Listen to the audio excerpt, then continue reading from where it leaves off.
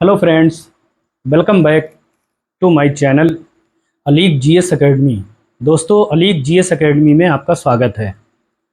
दोस्तों, मैं आज जो टॉपिक लेकर आया हूँ उसके बारे में जानना बहुत ही ज़रूरी है। आई थिंक हर एक को इसके बारे में जानना चाहिए और इससे जितना बचाव कर सके तो उसे करना चाहिए। मैंने जो पिछला वीडियो बनाया था उसमें दोस्तों आप लोगों को वाटर पोल्यूशन के बारे में बताया था, जिसको हम लोग जल प्रदूषण कहते हैं। और आज जो मैंने टॉपिक लिया है वो एयर पोल्यूशन, जिसको हम लोग वायु प्रदूषण कहते हैं। क्योंकि पोल्यूशन जो है, जितने टाइप के पोल्यूशन हैं वो सब मानव जाति या जानवर जाति या जितनी भी जानदार चीज़ें हैं उनके सबके लिए बहुत ही घातक है। तो दोस्तों, प्रदूषण क्या है ये मैंने कल आप लोगों को बताया था कि वाटर पोल्यूशन क्या है, बट आज मैं जो आपके सामने एक्सप्लेन करूंगा, डिस्कस करूंगा, वो हमारा एयर पोल्यूशन है, जिसको हम लोग वायु प्रदूषण बोलते हैं। वायु प्रदूषण मानव जाति और जानवरों के लिए कितना घातक है ये आप लोग समझ सकते हैं, और इसी के बारे में आज हम चर्चा करेंगे। आप देख रहे होंगे वाइट बोर्ड पे। पहले तो फर्स्ट ऑफ ऑल तो मैं बताना चाहूँगा कि definition of air pollution, air pollution की डेफिनीशन क्या है। डेफिनीशन के हिसाब से आप समझ सकते हैं कि एयर पोल्यूशन क्या है। जब स्वच्छ यानी साफ सुथरे वायु में, क्योंकि हमारे जो एटमॉस्फेयर में है वो डिफरेंट टाइप्स की गैसेस पाई जाती हैं, हर तरह की गैसेस होती हैं। और जब साफ सुथरे वायुमंडल में यानी एटमॉस्फेयर में जब जहरीली गैसों की मात्रा बढ़ती है, उससे हमारा जो है एयर पोल्यूशन फैलता है।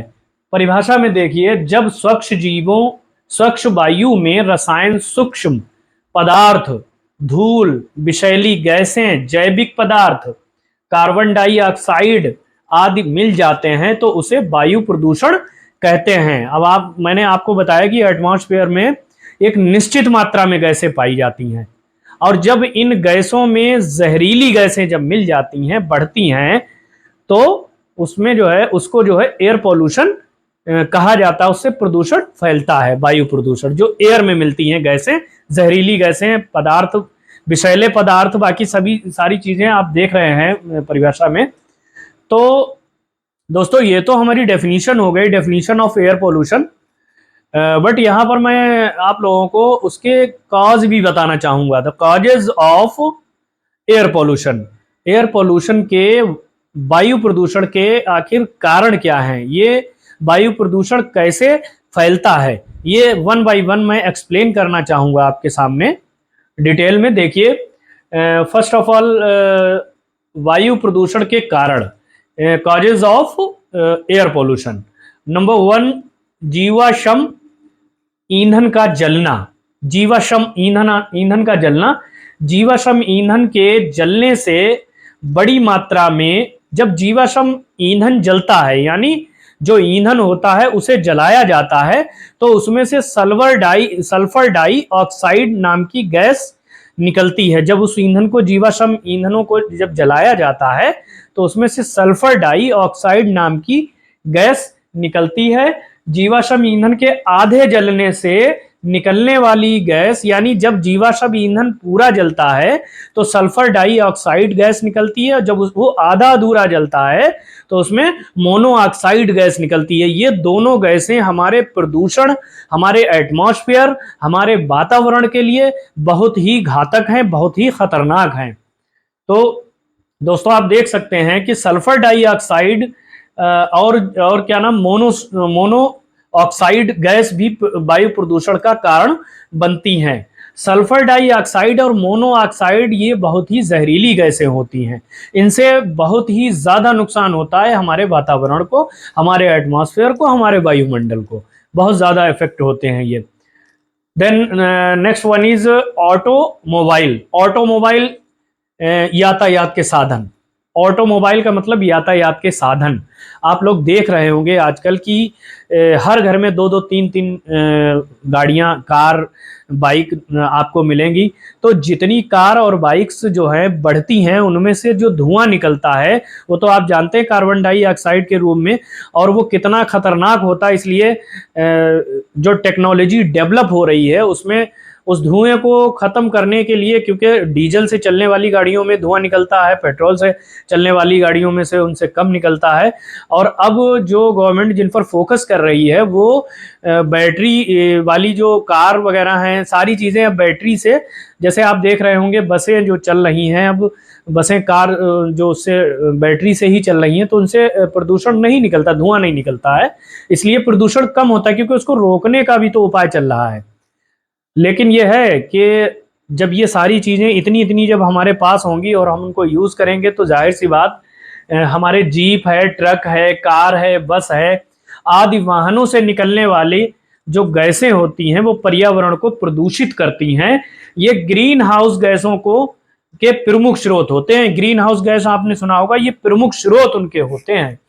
इसके परिणाम स्वरूप व्यक्तियों में बीमारियां भी होती हैं। इसके परिणाम स्वरूप व्यक्तियों में बीमारियां भी बहुत होती हैं, बहुत ज्यादा बीमारियों का सामना करना पड़ता है। मैंने कल आपको बताया था कि वाटर पोल्यूशन, एयर पोल्यूशन और नॉइज पोल्यूशन, ये तीन पोल्यूशन ऐसे हैं जो कि मानव ह्यूमन लाइफ को इफेक्ट करते हैं। The human life is affected by the three pollution, water, air and noise pollution. तो आप देख सकते हैं कि जीप है, कार है, बस है, आदि वाहनों से निकलने वाली गैसें पर्यावरण को प्रदूषित करती हैं। ये ग्रीन हाउस गैसों के प्रमुख स्रोत हैं और इसके परिणाम स्वरूप व्यक्तियों में बीमारियां होती हैं, और जब बीमारियां होती तो आदमी मरने की कगार पर आ जाता है। इसलिए हमें प्रदूषण से बचने के लिए क्या क्या उपाय किए जाते हैं ये तो मैं नेक्स्ट वीडियो में बताऊंगा। बट अभी जो कॉज ऑफ द पॉल्यूशन मैं बताना चाह रहा हूँ, एयर पॉल्यूशन। और नेक्स्ट है सेकंड, थर्ड नंबर, कृषि गतिविधियां जो एग्रीकल्चर एक्टिविटीज होती हैं, एग्रीकल्चरल एक्टिविटीज से मैंने आपको कल बताया था कि कीटनाशक दवाइयां वगैरह होती हैं, इनसे हमारा वाटर पोल्यूशन भी बढ़ता है और एयर पोल्यूशन भी बढ़ता है। वो कैसे बढ़ता है आप देख सकते हैं इसमें कि कीटनाशक और उर्वरक वातावरण में हानिकारक रसायनों का उत्सर्जन करते हैं और इसे दूषित करते हैं।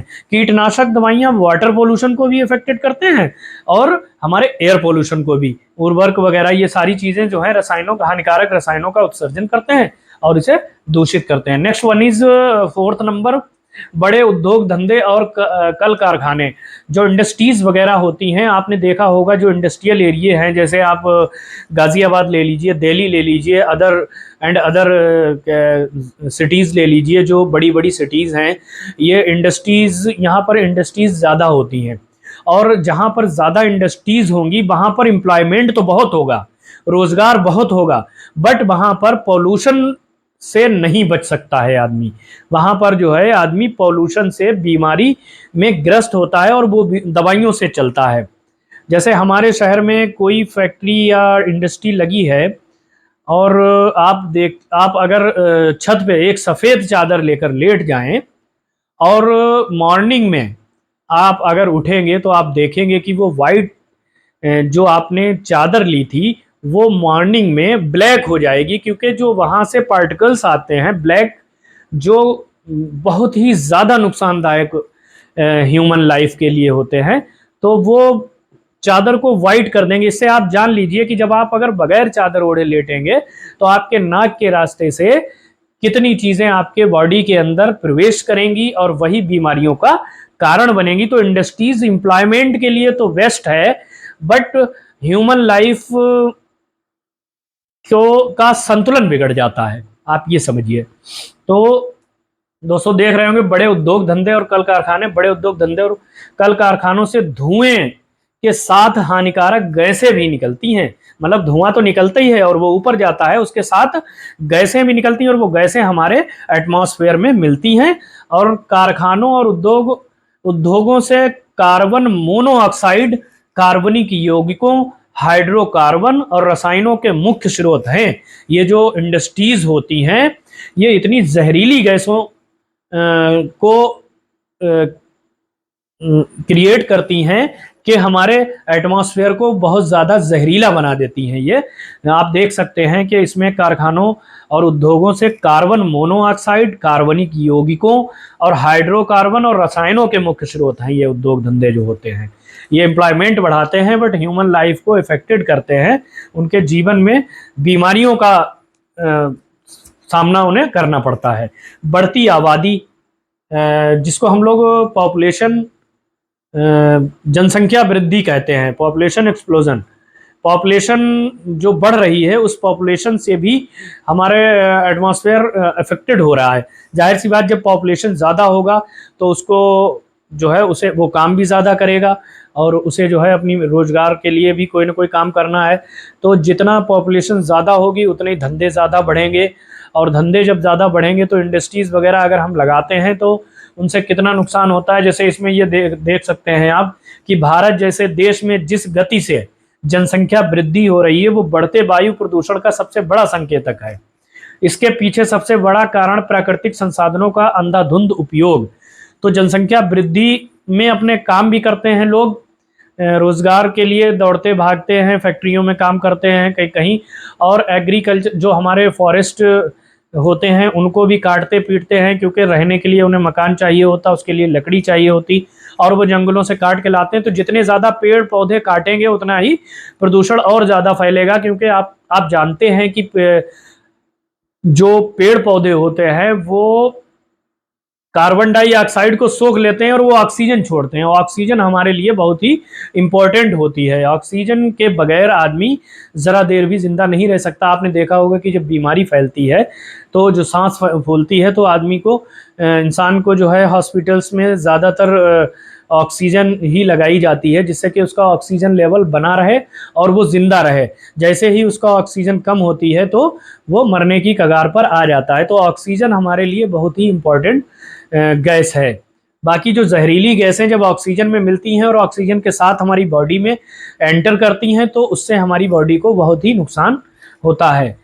उसके अलावा बनों की अंधाधुंध कटाई, भी बनों को काटा जा रहा है तो उससे भी प्रदूषण फैल रहा है। इसीलिए कहते हैं कि इस पेड़ पौधे जितने ज़्यादा लगाओ उतना ही हमारा एटमॉस्फेयर, हमारा वायुमंडल सेफ रहेगा और सुरक्षित रहेगा, जिससे हम लोग भी सेफ और सुरक्षित रहेंगे।